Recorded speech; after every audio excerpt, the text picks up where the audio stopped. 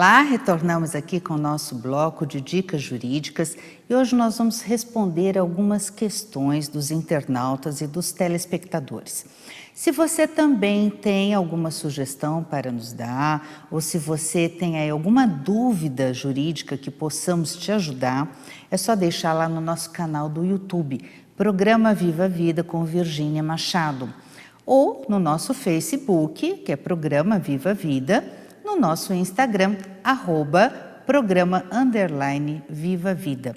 De qualquer forma, você vai nos contatar e, à medida do possível, nós vamos responder a todas as questões. Então, eu tenho aqui uma questão que é muito pertinente sobre uma matéria que conversamos aqui há algum tempo atrás, que é justamente sobre a uso capião. Então, pergunta aqui o seguinte: boa noite. Uma outra dúvida, o meu pai faz 17 anos que trabalha em um terreno e o dono nunca apareceu.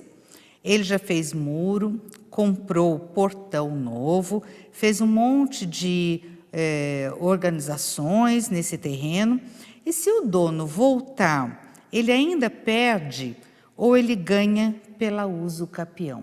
Olha que interessante, é uma dúvida concreta, né? Real.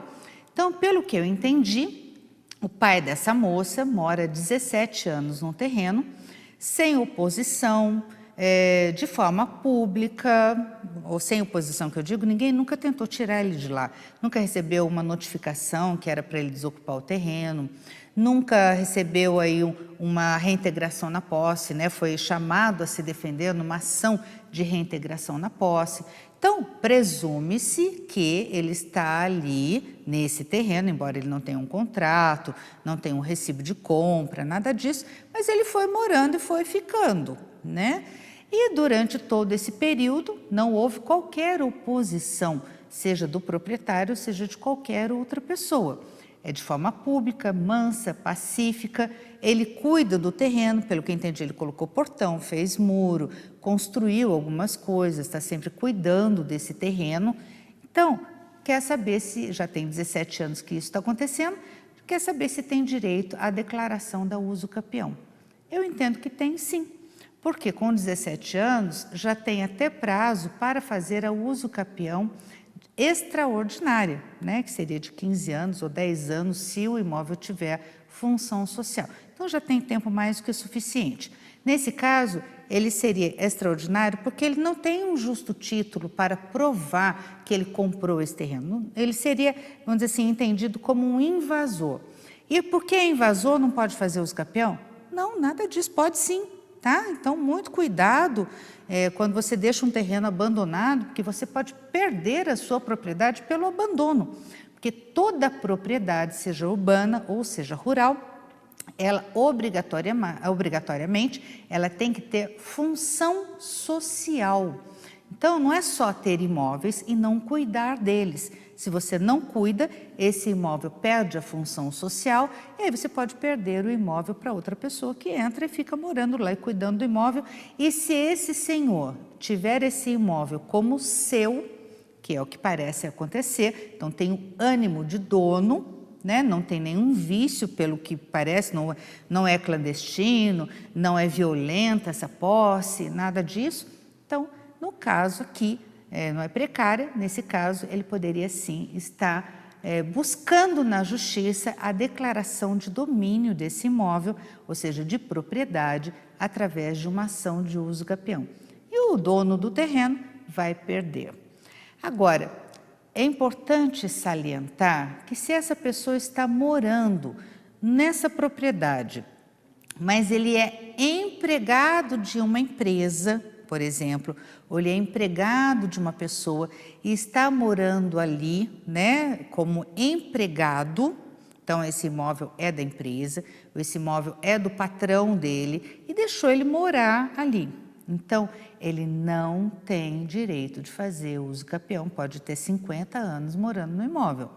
Não terá direito a fazer uso capião, porque ele só tem o uso do imóvel, é uma posse precária, ok? O mesmo ocorre quando a posse ela é fruto de um comodato, ou seja, de um empréstimo ou de uma locação. Então, Então você aluga o imóvel, você pode ficar 50 anos morando nesse imóvel. Nunca você vai poder fazer uso capião. É a mesma coisa do uso do imóvel ou de um imóvel emprestado, tá bom? Agora, uma outra dúvida que eu tenho aqui para passar para vocês é o seguinte. Aqui, olha, meu pai tem escritura da casa em seu nome, deixado pelo pai dele, meu falecido avô. Estamos preocupados se acontecer alguma coisa do meu pai morrer. Os irmãos dele ameaçam que também tem direito na casa e no terreno. Meu pai tem eu de filha, de sangue, e adotou uma outra filha, né? E criou as duas, ela e a irmã. As duas são casadas, não, tem ela e mais duas irmãs. As duas são casadas e eu sempre morei e moro com os meus pais. É possível meu pai fazer um testamento colocando essa casa só no meu nome, mesmo que com usufruto vitalício para ele?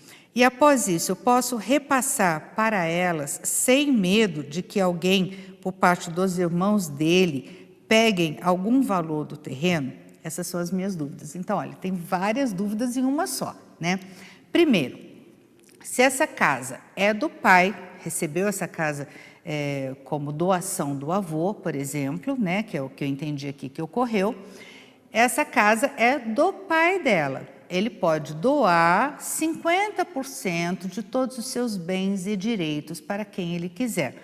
Apenas 50%.